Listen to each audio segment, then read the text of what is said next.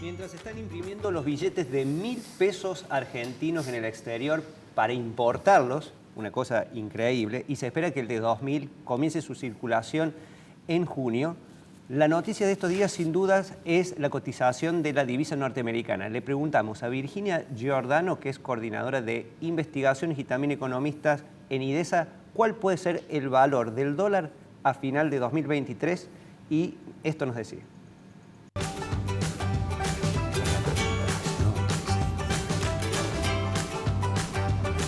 Presenta este segmento IDESA, Instituto para el Desarrollo Social Argentino. Encontrá más información en www.idesa.org. Después que el dólar blue tocara un nuevo techo, a todos los economistas nos preocupa a cuánto va a cerrar a fin de año. ¿Y qué va a pasar con el dólar? En realidad depende de qué va a pasar con la inflación. La inflación afecta a todos los precios y el dólar es uno de ellos. Si supusiéramos que la inflación se mantiene en el orden del 5% mensual, es decir, que el gobierno logra moderarlo un poco, podríamos estimar un dólar de 620 pesos hacia fin de año. En cambio, si estimamos que la inflación va a continuar en valores similares a los que se vieron en el mes de marzo, es decir, cercano al 8%, podríamos esperar un dólar blue por encima de 700 pesos. Bueno, allí estaba la palabra de Virginia Giordano y tenemos el agrado que nos acompañe una vez más Gonzalo Augusto. También es economista y está en representación de la Bolsa de Cereales de Córdoba. Gonzalo, gracias por acercarte a los tuberetos. ¿Cómo estás, Seba? Buenas noches. Bueno, buenas noches. Tomando de pie lo que decía allí Virginia, la verdad unos números, podríamos decir, hasta alarmantes. ¿Qué escenarios están viendo allí la Bolsa de Cereales en relación a lo que pueden ser la inflación a fin de año y también el precio del dólar? Bueno, son números bastante parecidos a lo que maneja Virginia. Estamos en una situación bastante compleja. El gobierno lanzó el dólar soja en orden de poder mantener las expectativas sobre el tipo de cambio, que no está resultando, ya lo vamos a hablar, pero que si uno ve, por ejemplo, el dólar blue, a cuánto cotiza hoy, que está cerrando 4.40, si nosotros lo vemos en términos reales, cuando se fue Guzmán, estaba a 535, o sea que todavía tiene un recorrido el dólar. Ahora, perdona, una corrección, ahora sí, bajó un poquito, está de todas formas arriba de los 430, 10 pesos más que jornadas anteriores, lo cual está actualizando su valor el dólar blue, el dólar ilegal o informal también llamado en economía. Sí, es que si uno ve las tasas de inflación que tenemos, es una evolución normal. Yo creo que incluso todavía está barato el dólar. Lo que pasa es que obviamente es un mercado pequeño y con un montón de restricciones, pero si uno ve la evolución de la inflación y cómo fue evolucionando el dólar blue, todavía tiene un recorrido por hacer bastante más alto del que está actualmente. Y en materia de precios,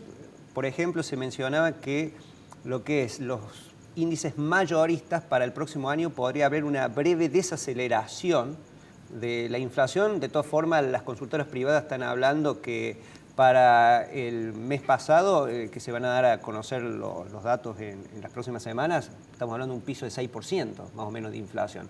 ¿Es loco pensar un piso de 6, de 5 para los próximos meses, o crees que vaya a desacelerar como pretende el gobierno?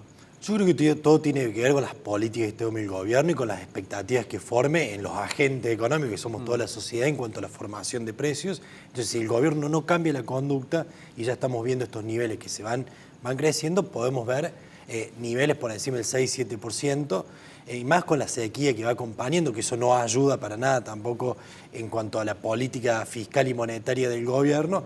Entonces, si no cambian las expectativas, vamos a seguir conviviendo con estos niveles de inflación, por lo menos hasta que haya un cambio de gobierno allá por diciembre, que pueda llegar a cambiar las expectativas y eso haga modificar el crecimiento de los precios.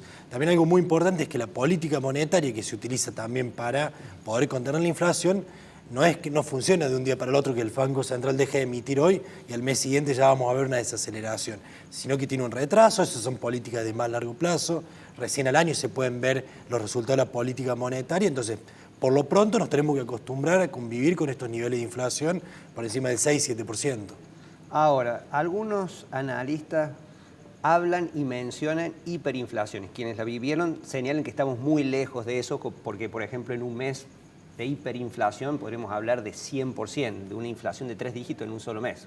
Acá algunos analistas han dicho en los tuberos como Orlando Ferreres, Sandleris, que se espera para este año, o ellos estiman, una inflación de 120%. De todas formas, ¿vos crees que es posible un escenario así con hiperinflación y previamente una devaluación brusca, es decir, un salto devaluatorio en el dólar? No, coincido con esas expectativas de inflación. Obviamente el dólar se va a tener que en algún momento sincerar, pero no creo que estemos a las puertas de una inflación o una hiperinflación. Pero no por eso, o porque estemos cerca de una hiperinflación, no tendría por qué dejar de preocuparnos la situación actual que estamos viviendo, donde hay una gran distorsión en los precios relativos y que genera es una mala asignación de recursos en la economía, porque uno pierde un montón de tiempo también buscando precios, o sea, genera que hay cosas que son más caras en relación a otras, más baratas en relación a otras. Entonces todas esas distorsiones generan cambio y también falta de confianza, obviamente, que se refleja en menores inversiones, menor crecimiento económico, como va a ser este año, que prácticamente no vamos a crecer. No, y en la diaria hay cierta parálisis en decisiones de compra, inversiones, en el consumo minorista se ven en las tiendas, por ejemplo, reetiquetados de forma permanente, lo cual son viejas postales también que preocupan. Ahora, sin duda una variable clave en este escenario para tratar de contener esta situación va a ser lo que pueda liquidar el agro. Sabemos que tiene un tipo de cambio referencial de 300 pesos de forma temporal para el complejo sojero y también para las economías regionales. ¿Cómo está el dólar soja 3 y el dólar agro? ¿Cómo viene este tema? Bueno, para que se den una idea, este es el dólar soja 3 o el programa de incremento exportador, la tercera versión, que a diferencia de los otros dos, incluye un amplio espectro de productos, como por ejemplo maní y maíz. Así todo, hoy cuando vemos la liquidación a los 7, 8 días que ya tiene vigencia, estamos hablando de unos 1.000 millones de dólares. En el dólar soja 1 ya se habían liquidado casi 3.500 millones de dólares y en el dólar soja 2 unos 1.500 millones de dólares. Por lo tanto, hay un retraso y esa es una actitud totalmente lógica, en este caso de los productores. ¿Y por qué no están liquidando? Básicamente porque no se traslada a los precios y por las expectativas. En términos de los precios, la soja antes del programa de incremento exportador cotizaba 90.000 pesos por tonelada. Hoy cotiza 100.000, cuando con ese tipo de cambio debería estar en 110, 115.000 pesos por tonelada. Entonces, el productor, al ver que hay menores precios, no liquida. También hay una cuestión estacional que recién está arrancando la cosecha. Muchos productores están cosechando, la verdad que muy poco, una de las peores campañas de los últimos 20 años. Sí, ahí vamos a las campañas. Y también tenemos lo que son las expectativas. Vos, Seba, hoy, si tenés un dólar, viendo que va subiendo el dólar blue, ¿lo vendés o no lo vendés? Bueno, algunos medios nacionales como como Canal 6, reflejaban también que en la peatonal de la ciudad capital habían desaparecido los arbolitos. Es decir, las personas que están en el mercado informal, ilegal, ni siquiera estaban vendiendo ellos, para dar una señal de cómo son estos momentos de incertidumbre, de expectativa, como decías vos. Ahora quiero volver al productor, es decir, que el productor, vos decís, no tiene apuro, todavía tampoco tiene la cosecha, está esperando precios más convenientes, pero por el otro lado el gobierno está ansioso de que esas liquidaciones se concreten. ¿Hay algún número de lo que falta de liquidar de lo que es el stock disponible de granos?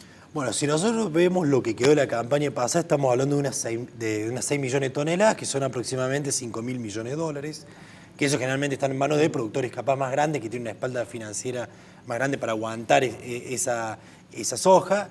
Y de la cosecha nueva estamos hablando de unas 23 millones de toneladas, cuando el año pasado cosechamos 44. Y donde hace 6, 7 años estamos cosechando 60. Eso, perdóname, ¿eso es provincia de Córdoba? ¿Estamos hablando de no, granos? eso Córdoba es a nivel nacional. O sea, a nivel nacional. En el nivel Córdoba estamos hablando de unas 6 millones de toneladas, la peor campaña también de los últimos 15 años. ¿E históricamente cuánto ha sido en Córdoba?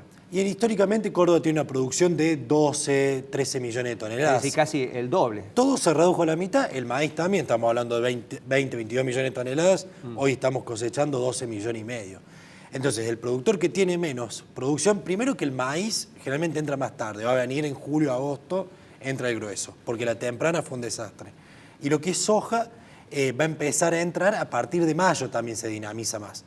Pero el productor, ¿qué pasa? Si vos estás hoy con la cosecha y ves que en diciembre puede venir un gobierno que saque los derechos de exportación, que liberalice el tipo de cambio, vos capaz que vas a guardar lo que puedas. O sea, obviamente hay una parte que vas a tener que vender para calzar todas tus deudas que contrajiste cuando sembraste. No, y prepararte para la próxima campaña, porque acá son ciclos que se van, digamos, anticipando también. Tal cual, y la va a tener que financiar antes de saber capaz cuál gobierno puede llegar a venir, pero eso que genera todos incentivos a que vos no vendas. O sea, todos tomamos decisiones, porque acá se habla del productor, ¿por qué? Porque el 70% de las exportaciones vienen de la agroindustria.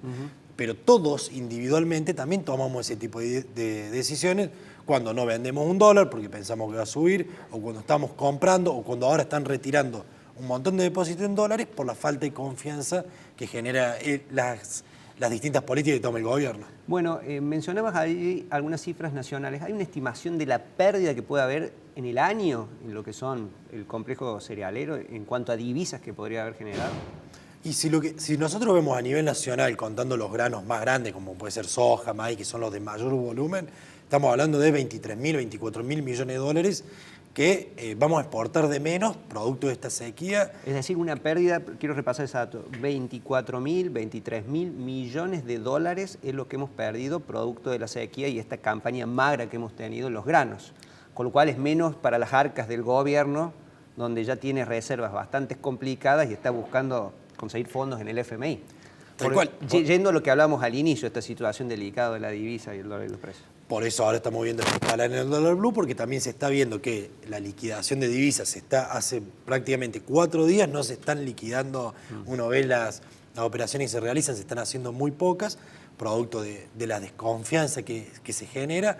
Entonces es probable que lleguemos, volviendo al inicio de esta charla, que sigamos teniendo este aumento del dólar blue producto de esta desconfianza. Bueno, muchísimas gracias a Gonzalo Augusto por esta visión tuya sobre la economía y de un sector clave en nuestra matriz productiva como es el campo. Gracias, Eva.